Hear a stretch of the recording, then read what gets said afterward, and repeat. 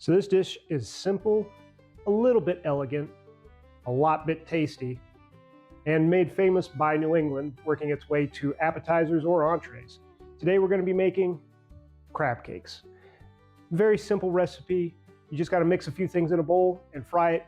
It can be done on a weeknight or a weekend, and like I said, around here we do it on special occasions just because real crab is just that little bit of pricey, but people you love are worth it. So without any further ado, let's go ahead and get mixing. So we start off with our titular ingredient, which is crab. I'm using lump crab.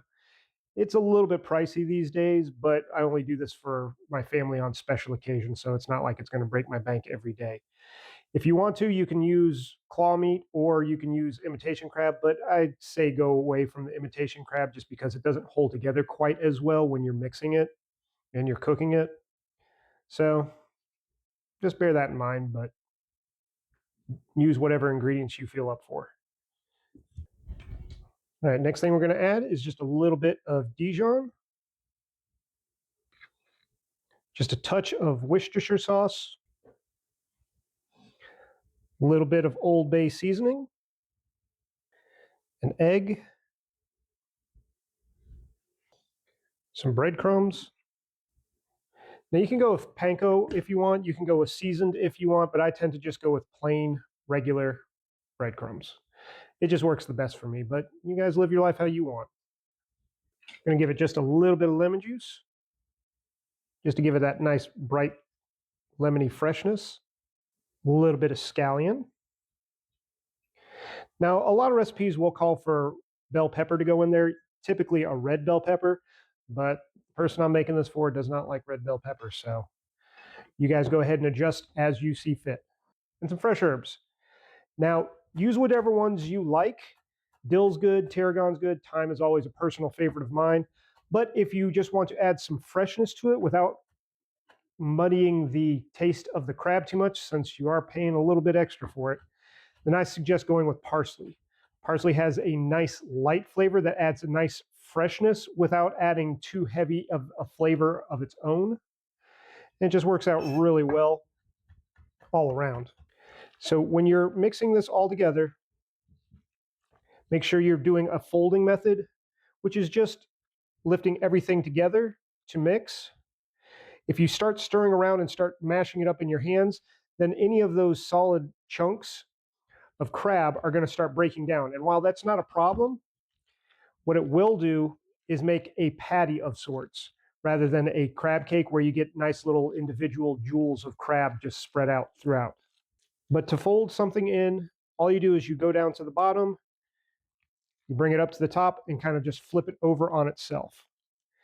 Again, just be gentle with it to get those nice large chunks of crab. But if you're not worried about it, it doesn't matter, or you're in a hurry, just go ahead and just push it all together real quick. So once you have it mixed, it should be able to hold its shape relatively well, but if you just hold it by itself, gravity is going to pull on it, but not tear at it to where it falls apart. Now to get these into cake form, what you're going to do is you're going to take a pre-measured, pre-weighted, however you want to do it, to where they're all about the same size, ball of crab mixture, and then just take your hand, form it into a circle, and just kind of spin it, and you flatten it out. And again, if they're not the same size, then it's not a big deal. It's not a deal breaker. But you're just looking for them to get as close as possible so they all cook relatively the same time length. Just be gentle with them, and the binding agents of the egg and the breadcrumb should be doing a lot of the work here.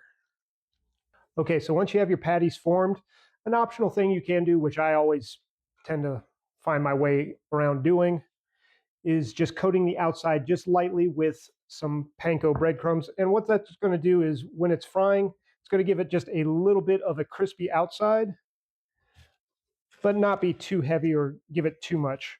Again, you're just looking for a very brief dusting of panko.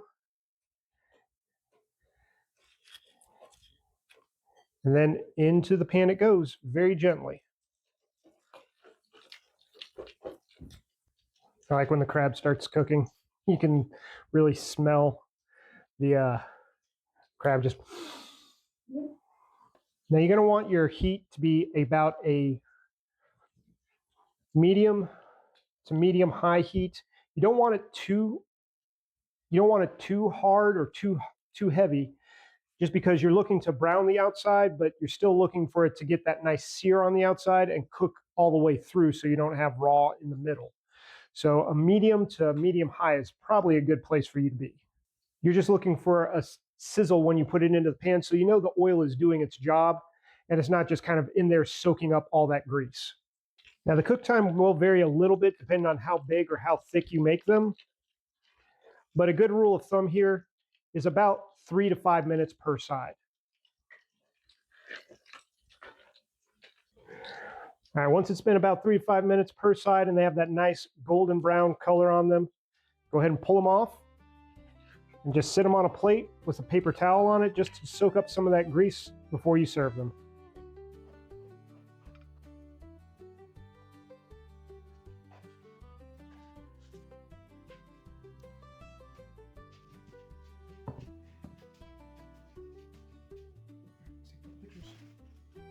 And there you have it, crab cakes.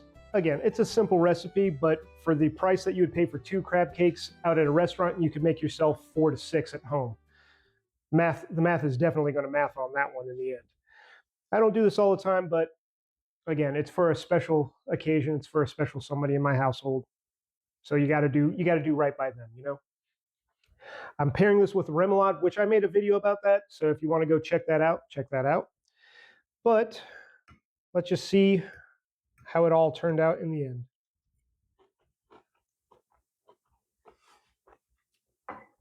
It's beautiful. It's light. It's full of flavors, bright citrus. The meatiness of the crab, it doesn't get too heavy. It's got a nice crispy outside. It's absolutely to die for. And with the remoulade adding that nice little beautiful perk to it, I think it's going to be a winner for you guys.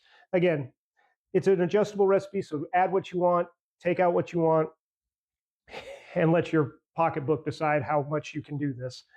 But I want to say thank you. If you would, hit the like, share, comment, subscribe, all that great stuff. It helps me grow, and I do appreciate it. And as always, thanks for cooking with me.